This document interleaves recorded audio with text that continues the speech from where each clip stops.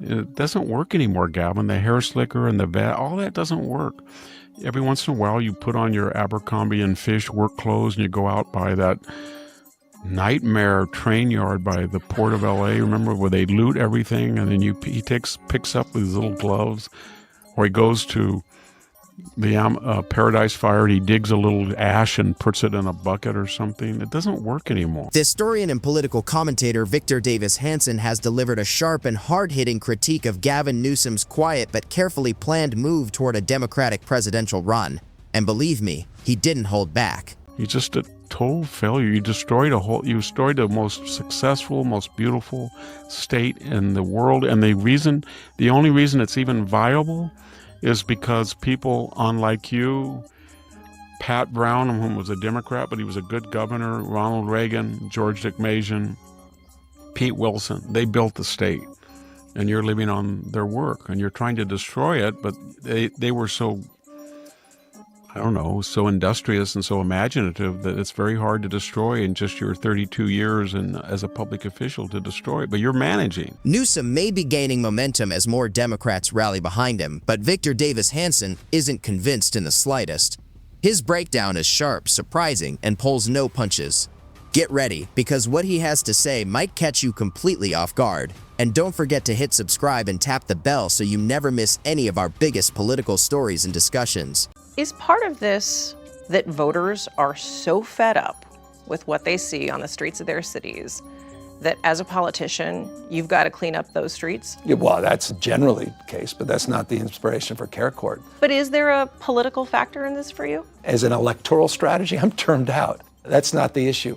The politics here is compassion. The politics is purpose. Before we get to Victor Davis Hanson's comments, there's an important piece of background you need to hear first. Without it, you won't fully understand why his criticism hits as hard as it does. In the clip above, Newsom faced tough questions about his new Care Court proposal, a plan being promoted as a major answer to California's ongoing homelessness problem. He was asked directly whether the initiative was genuinely about solving the crisis or simply a way to boost his political profile. But instead of giving a clear answer, Newsom sidestepped the question with a series of polished talking points. It was a familiar performance. Fortunately, the interviewer wasn't willing to let the issues slide. You may be termed out here, but does cleaning up the streets of California factor into a potential presidential run? I'm never going to overpromise that in the short run. I mean, we are struggling in this state. You're not answering my question. No, housing and homelessness. People suggest that cleaning up California streets could be part of a larger political strategy for you. I think that's table stakes. I think that's just a foundational responsibility of anyone that gets into my position.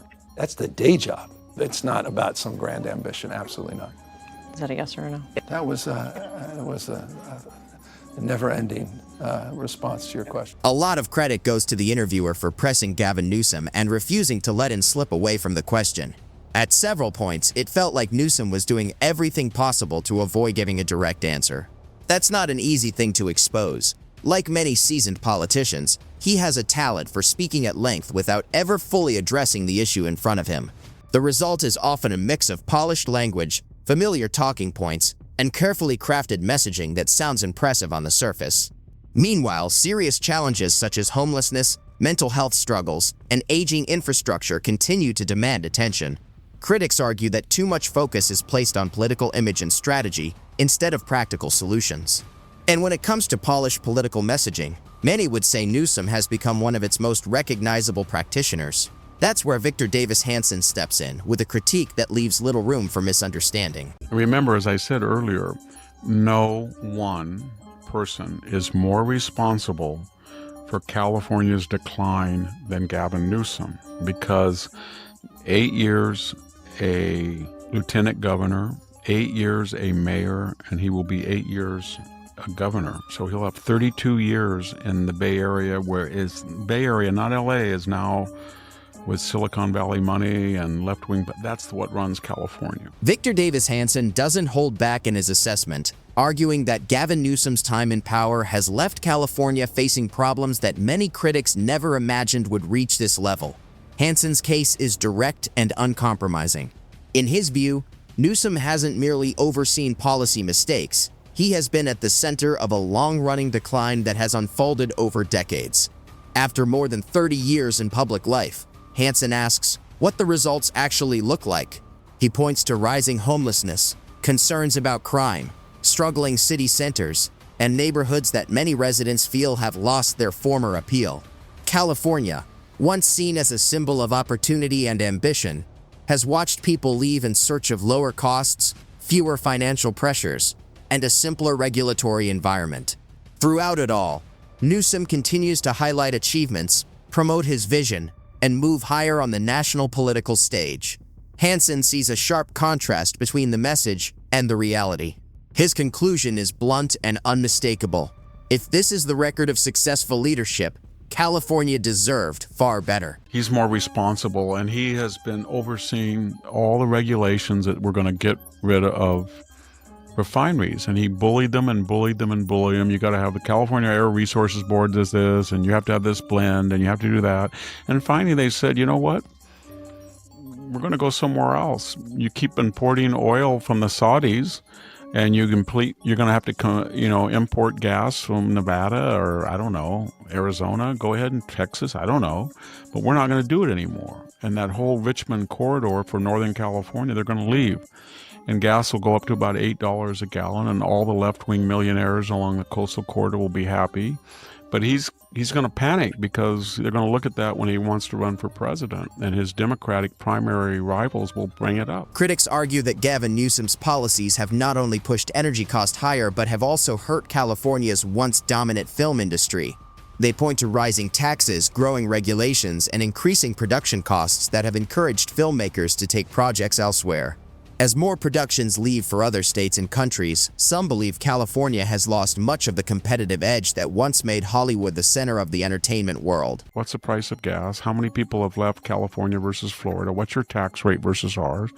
Here's how many people you have, and here's your budget, and here's how many people we have in our budget. And he's done all of that. And so, remember that line in Animal House where, what was that guy's name? I know everybody knows. Dean Wormel or what? Wormer? Yeah, he says to the fat... Dean Wormer. Going through life fat, lazy, and ugly. Is that what he says? Fat, ugly, and lazy is nowhere to go through life. I feel like somebody should say being incoherent, incompetent, and I don't know what else, corrupt, is no way to go through being a governor. Davis Hanson continues his sharp critique, describing Gavin Newsom as a politician whose record raises serious questions about competence and accountability. He points to the California high-speed rail project as a prime example. Billions of taxpayer dollars have already been spent, yet the project remains far from completion. What began as a proposal with a much smaller budget and an earlier finish date has seen costs climb dramatically, while deadlines continue to slip. Even the section currently under construction remains incomplete.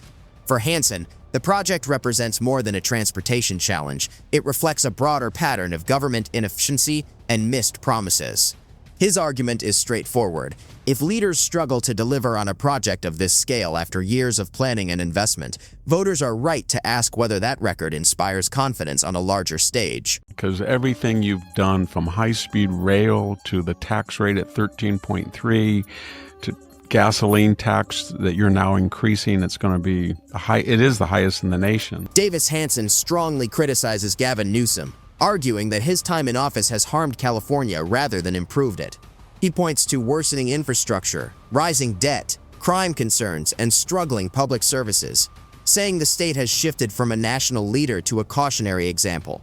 He also blames state leadership for major wildfire failures tied to prevention and resource management. In his view, these issues reflect a broader pattern of mismanagement and broken promises. I remember going 3 or 4 years old, and that's your legacy.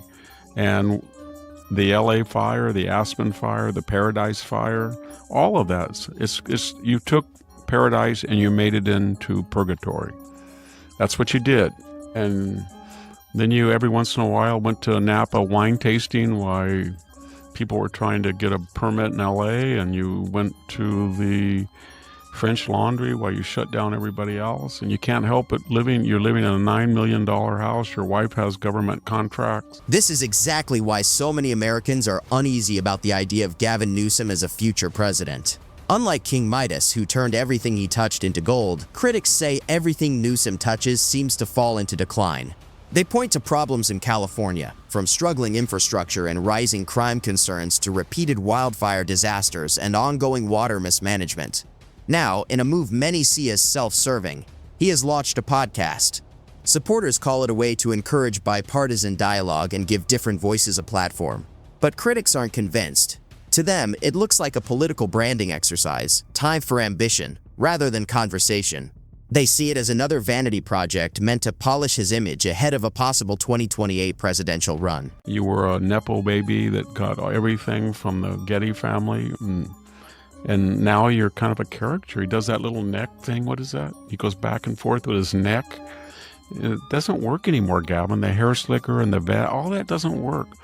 Every once in a while, you put on your Abercrombie and Fish work clothes and you go out by that nightmare train yard by the port of LA, remember, where they loot everything, and then he picks up with his little gloves. Gavin Newsom is not viewed by critics as a self-made political figure, but as someone shaped by elite connections.